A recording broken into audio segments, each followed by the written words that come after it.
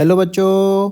तो इस सवाल में बोला है in designing a method for measuring the thermal conductivity of polystyrene care must be taken to choose a specimen of appropriate dimension as well as to decide whether or not the specimen requires lagging which of the following would be the correct choice.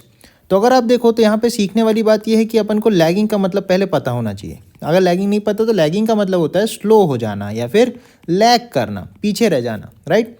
तो अगर अपने पास suppose एक polystyrene का block है या कोई भी एक स्पेसिमेन है, ठीक है, तो अब इस स्पेसिमेन से आप समझ सकते हो हीट अगर मान लो ऐसा फ्लो कर रहा है तो अपन कंडक्शन करंट या थर्मल करंट को आई बोलते हैं dQ/dt, किस रेट से अपना हीट जो है वो फ्लो कर रहा है, राइट।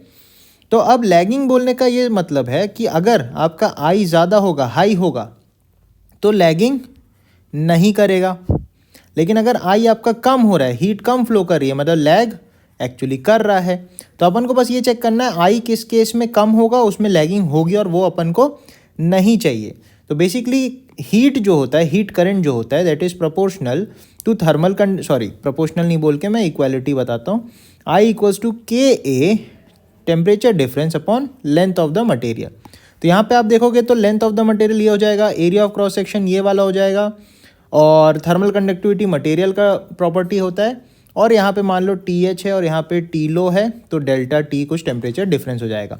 तो अब आप देखो हीट करंट जो है वो डिपेंड करता है एरिया ऑफ क्रॉस सेक्शन पे and inversely dependent on the length of the specimen, ठीक है।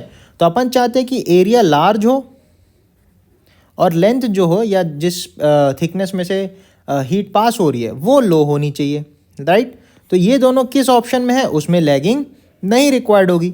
तो आप ध्यान से देखोगे तो ऑप्शन सी जो है वो अपना करेक्ट आंसर हो जाएगा। क्यों? क्योंकि उसमें area of cross section large है, थिकनेस भी थिन है और लैगिंग रिक्वायर्ड नहीं होगी। तो एब्सोल्युटली करेक्ट आंसर हो जाएगा अपना ऑप्शन सी। जबकि किसी भी और ऑप्शन को आप देखोगे तो उसमें जैसे फर्स्ट केस में क्या बोला, एरिया स्मॉल, तो एरिया स्मॉल तो अपन को चाहिए नहीं। अगर एरिया स्मॉल होगा तो लैगिंग की रिक्वायरमेंट हो जाएगी, तो ये दोनों ऑप्शन तो कैंसिल आउट हो जाएंगे।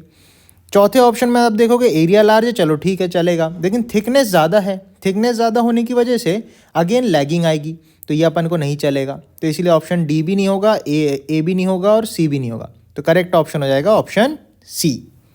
थैंक यू बच्चों।